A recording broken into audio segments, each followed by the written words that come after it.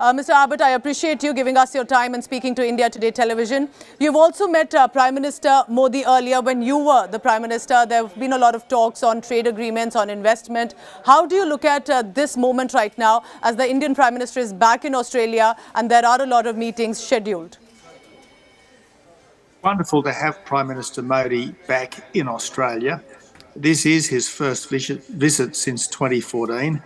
Yes, there have been a number of Australian prime ministerial visits to India in the meantime, but regular visits at the top level between good friends are very important to developing the relationship. And I don't think India has a more prospective partner anywhere in the world than Australia. I think Australia has wonderful potential to be a source of resource security to India, as well as wonderful potential to be an additional security partner in a world which is at the moment looking quite unsettled, even dangerous. Mr. Abbott, your meetings previously have been with Prime Minister Modi and focusing on boosting people-to-people ties, on economic relationships as well. Do you think that is something that needs to be, again, bridges that must be formed more? That is something that needs to be pushed ahead in this meeting as well?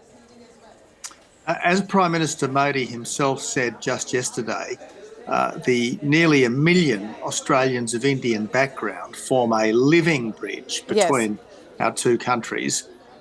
But I don't think that India should only be of interest to the Indian diaspora here in Australia. I think India should be of massive interest to the general Australian population.